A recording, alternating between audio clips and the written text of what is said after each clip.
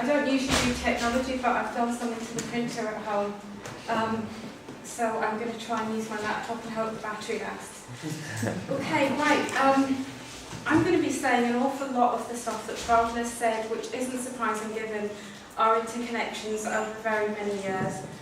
And I'm also going to start what I sort of tend to do at these events by actually kind of declaring that part of my identity... Could you tip the mic a bit closer to your mouth, please? Thank you. Is that better? I think so. Okay, I'm going to sort of start by declaring that part of my identity is as a Muslim. On the programme it says I'm part of the Muslim Institute, which I am, which is a group of critical Muslims. And I don't usually join faith-based organisations, and I still don't know how I became part of the Muslim Institute, but I must have submitted something. But I'm not speaking today on behalf of the Institute. This is me, and sort of some of the thoughts that I have. So before I go on any further, I want to say a very special thank you to everyone for asking me here today, but particularly to Anne-Marie, because it's not often that, as a woman from a minority background, as a woman who has faith as part of those multiple facets that make up my identity, but increasingly in the world that we're living in, my space to speak is becoming ever more reduced, because it's only women who are deemed to be good enough Muslims who are actually given a platform. So my presentation today is about the politics of piety, which is a phrase I've borrowed from another fellow of the Institute, someone called Shameen Mir, who's an academic at Huddersfield. And we may be using it slightly differently, but for me it's about where do women who have a heritage, like many of us in the room, and our opinions, our voices, our thoughts, our political beliefs, will in some way have been influenced by the religious heritage that we have. Okay. I'm very proud to call myself a feminist, and I actually think I'm going to take from Pragna the expression, the phrase secular feminist, because I think that needs to be said more and more, as she's already explained. And I'm really excited to see feminist production, the increase in the number of young feminists, all the tweets, which I don't tweet, but all the Facebook posts, all the sort of feminist art, images, actions that we're seeing. But it's a challenging time. It's an incredibly challenging time. We're in an age of uprisings, and it's amazing to see feminism reasserting itself as a form of activism. And it's incredibly moving to see women and men prepared to stand for secular values, for freedom from religion, as well as for protecting freedom of religion. And it's really exciting here in London to see new movements, including movements of atheists and those from within faith communities, challenging religious fundamentalism and demanding that their voices be heard, particularly among minority communities. As a group, and there is great diversity within that group, we are so often stereotyped as either being inherently religious or being inherently backward. And I'm glad that at some level, those of us from a secular persuasion are becoming more and more visible. And if it wasn't for the charge that SBS have led, I honestly don't think that we would be here. I don't think there would be any of us standing up. So I would like to pay special thanks to Pragna and to Hanan and all of us who set up SBS for giving us this opportunity to follow in their wake. I want to explain how I use secularism. It's not about an absence of religion, but for me secularism is a state structure which defends both freedom of expression and freedom of religion or belief, but where there is no state religion, where law is not derived from God, and where religious actors cannot impose their will on public policy. A secular state doesn't simply limit religion, it also maintains as a duty not to favour the essential right of religious freedom, the freedom to worship and maintain churches, mosques, temples unhindered, but also to protect minorities from attack. Such a right also includes the right to challenge dominant religious interpretations and the right to leave a religion if someone chooses. Such a state is crucial to the protection of rights, not only for women, but also for religious minorities. In fact, for me, a secular state is the only structure in which religious fundamentalists can have a voice, but it's also a structure which is capable of limiting the inevitable harm they will cause.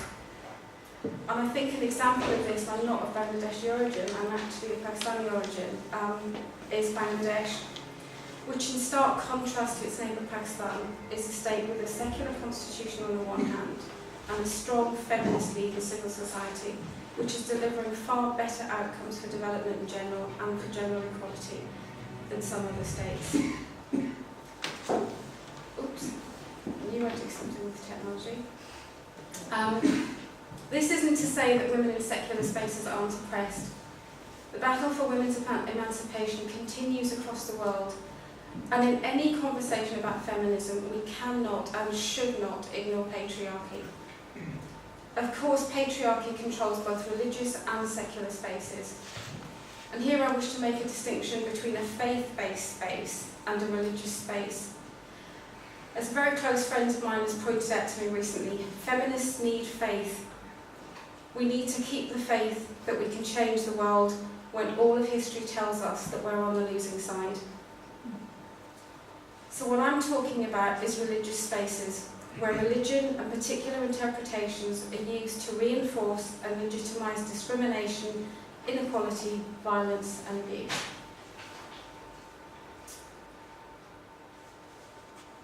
And boy, what a week it's been. For me personally, because I'm based in Woolwich and the trial of Lee Rigby, but much more importantly is the loss of Nelson Mandela, who for many of us growing up, it was the anti-apartheid movement that politicised us. That was the galvanising issue.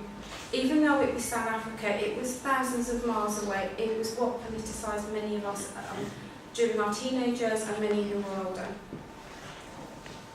And that wasn't a religious movement, as Pragya's already said, it was a secular movement. So as we mourn the loss of and celebrate the life, most importantly, of Nelson Mandela, let us never forget the role of several Christian churches in the promotion of racial division and the political philosophy of apartheid. It was the Dutch Reformed Church that became the official religion of the National Party during the apartheid era. And I know that many will counter this claim by directing me to the very positive role played by other Christian churches, and Desmond Tutu has already been mentioned, and others in challenging apartheid. But if the South African state had not adopted the extreme philosophies of the Dutch Reformed Church and framed racial divisions in religious and divine origins, would such teachings ever have gained as strong a foothold as they did? I think it's a question we all need to be asking ourselves, particularly as we're seeing religious groups in other parts of the world gain such a footing. India, as Pragya pointed out, is such a case for concern. Let us also never forget that it is religious interpretations that reinforce and legitimise a heteronormative worldview that places a man and woman, or in some cases, as Helen's pointed out, one man and several women, at the heart of society, with each gender being clearly informed about their individual place in the hierarchy. So for me, the divide therefore isn't inherently between the religious and the secular, but between anti-secular, principally the forces of fundamentalism, and in the current context, political Islam particularly, and those who attack secular values from a postmodernist or an Islamic feminist standpoint on the one hand, and on the other, those with secular values, including many religious conservatives, religious minorities, youth movements, women's rights activists, free thinkers and atheists, who want a state in which they have the space for their voice, for their activism, and for their beliefs to be heard without the threat of punishment and death.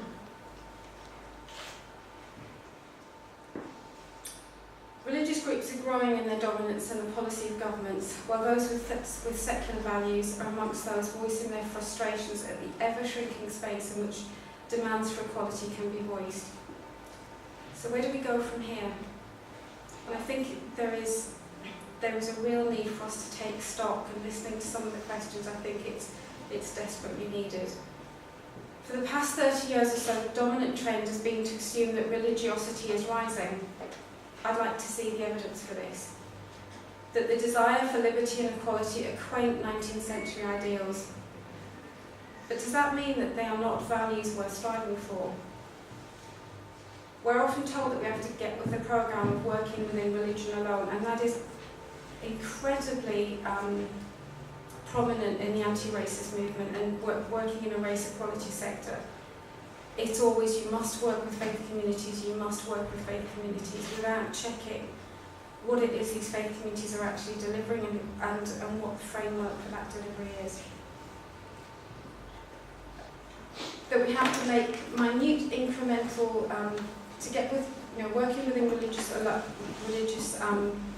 frameworks alone, and that we've got to make minute changes, step by step, almost fatwa by fatwa. Let's try and challenge things from that perspective. Feminists who talk about the separation of religion from state or secular values are considered hopelessly out of line. Religious values are dominant and culture wars are their expression. It doesn't seem to matter that secular values are the foundations of feminist movements from Latin America, Asia, Africa, and Europe and the West. I think we have to look at the uprisings and take some comfort. As a Muslim, as a woman of Muslim heritage, I've often been told that secular values don't work in the Middle East, they don't work in the Muslim world. Who could, if we believed that, and who could have imagined that a mass movement whose drive, whose impulse was democratic and secular, demanding democracy in its fullest sense, thereby including economic and social justice, would be capable of overthrowing those despotic rulers that ruled at the time. That's notwithstanding the fact that the Muslim Brotherhood and others have flown in and filled the vacuum and filled it so successfully, but there remains a movement of peoples who want democratic and social justice, risking their lives to do so. And again, repeating what Conway said, human rights are described in many contexts as a Western plot, and universalism a dangerous idea. In the context of the Middle East, particularly increasingly for minority Muslim women in the UK, we are told that women have no use for secularism. For minority women, it's becoming increasingly difficult to hold on to the existing space for women's activism, and even to maintain the achievements of past struggles. We must never make the mistake of thinking of fundamentalists and Islamists in particular simply as a form of conservatism. They've certainly made accommodation with conservatives at various times, including dictatorial regimes and traditional tribal structures, and in the case of the UK, certainly with the governments in power. But they are in fact intent on rolling back existing norms at the same time as opposing CEDAW and other international human rights norms that they deem to be Western. And it's not just those groups, we even have a challenge to our membership of Europe, but also to the European Court of Human Rights, and where does superiority lie in terms of both courts. Grasping this fact and using it in developing policy programmes allows a different set of assumptions to take root about how to maintain and expand secular space. We have to be careful in engaging with those often deemed as moderates. And I'm particularly exercised by this, working on some of the counter-terrorism issues that I've been working on. Who are the moderates and what do they stand for? I'm not saying that all fundamentalists are the same, although I'd rather not engage with fundamentalists or moderates. But placing religious leaders and not women at the centre of developing responses to women's call for action to tackle inequalities and violence and abuse, without reference to the many and varied networks and connections that these religious groups have, is, in my opinion, deeply, deeply dangerous.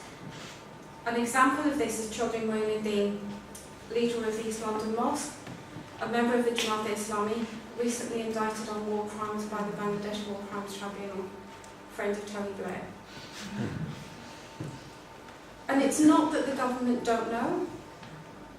Geeta Segal's already been mentioned. She has done an incredible mapping of who was connected to who.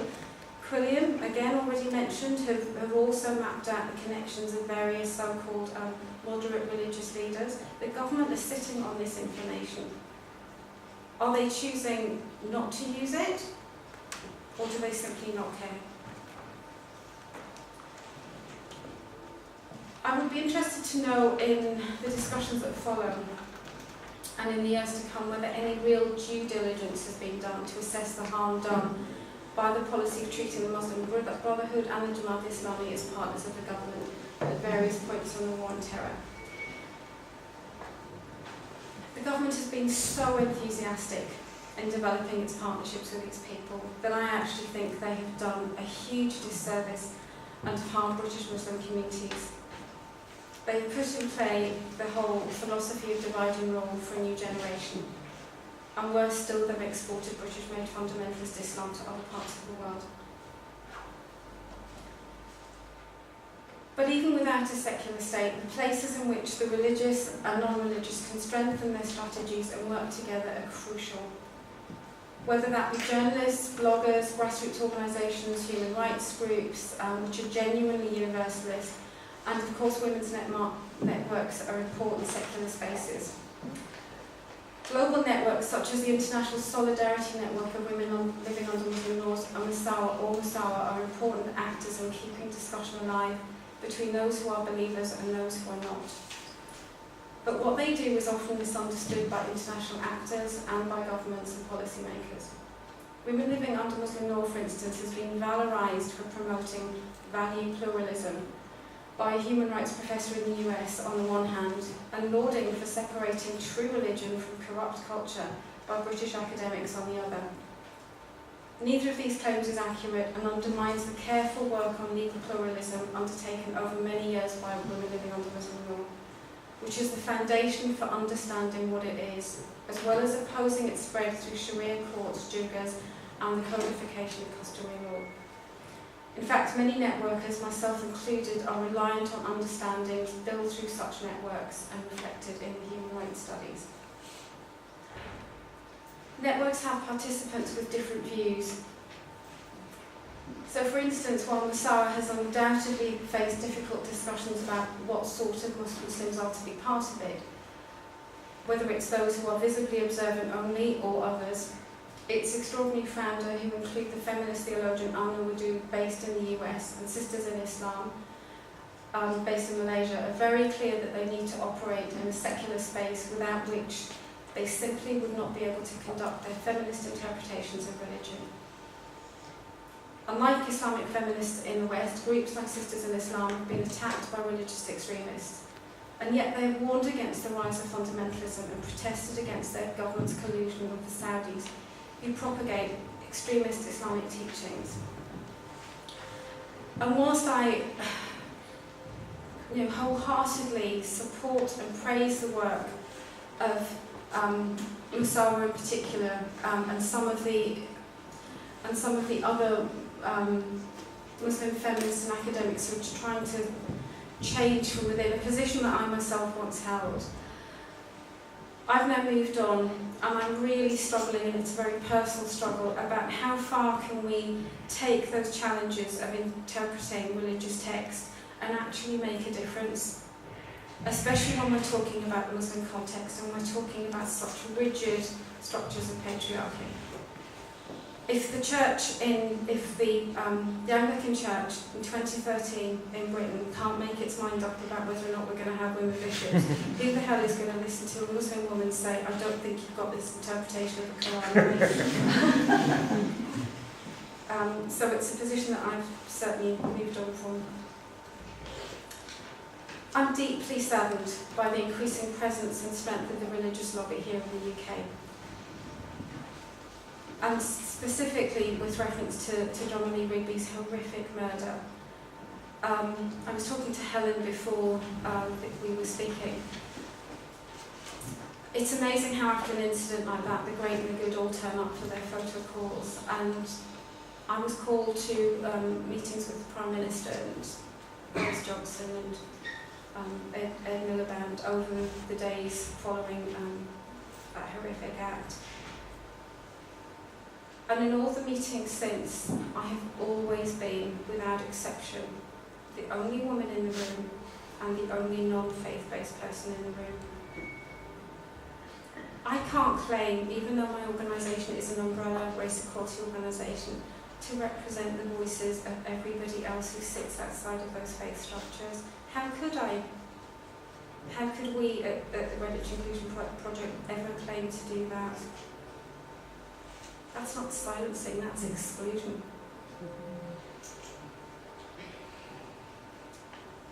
And whilst I'm saddened by the shrinking secular space, I am still grateful that I'm in this country and I'm able to come to places like this and have a place to speak. And that's not the case for people in other parts of the world, where they will risk life and limb for freedom from not just the dictators but also from the mullahs. My mother has just returned from Pakistan, and the stories I'm hearing from her fill me with dread about the future prospects of our country. And I too am going to make reference to Karima Benoon's book, Your Fatwa Doesn't Apply Here. Karima is an international human rights lawyer, professor and activist, and she, as Prabhu said, was increasingly frustrated with the stagnant, politicised public dialogue about the clash of civilizations. So she undertook interviews with 300 activists from 30 countries, from Afghanistan to Mali and beyond, sharing the inspiring stories of those who are calling for change, but also an end to fundamentalist oppression worldwide. And just to give you some examples of some of the work, of some of the people that she spoke to, because I think it's important that as we're standing up for secularism here, that we remember to stand up in solidarity and almost form that worldwide chain with our brothers and sisters in other parts of the world. So people like Faizan Birzada, who resisted being relegated to what he calls a dark corner by staging a performing arts festival despite bomb attacks. In Algeria, publisher Omar Ben-Hussein, I hope I pronounced his name correctly, and his fellow journalists struggling to put out their papers the same night that a 1996 jihadist bombing devastated their offices, killing 18 of their colleagues and neighbours. In Afghanistan, young women for change took to the streets of Kabul to denounce sexual harassment, undeterred by threats. In Minneapolis, Minnesota, Abdurazak Bihi organised a Ramadan basketball tournament among Somali refugees to counter recruitment efforts by Al-Shabaab. In Egypt, female demonstrators trying to reclaim Tahrir Square on International Women's Day despite Salafist harassment. And in neighbouring Sudan, women activists being dragged away from a cartoon protest against the flogging of women for wearing trousers, but who vowed to return again and again. And there are those who will not be mentioned in Karima's book and who will not be remembered, and among those my cousin Amber, who started a school for orphan children in Multan and who is no longer with us. From Karachi to Tunis, from Kabul to Tehran, across the Middle East, North Africa, South Asia and beyond, and here in the UK, there are trailblazers, sometimes risking death to combat the rising tide of fundamentalism within their own countries and communities. But we must never be complacent. The voices of many secular women's groups, especially those representing minority women, have been silenced, either through exclusion or through the loss of funding on the one hand, but also the rising tide of favour for religious voices on the other. This tide must be stopped. There must be space for the religious and the non-religious to come together and work for a world that demands an end to inequality in all its forms. As my friend said, we must keep the faith that we can change the world despite the fact that all history tells us we are on the losing side. And I'd like to end with a quote from Nelson Mandela, as the world remembers him and the fathers of the ANC who led the charge for freedom. Freedom cannot be achieved unless the women have been emancipated from all forms of oppression. Thank you.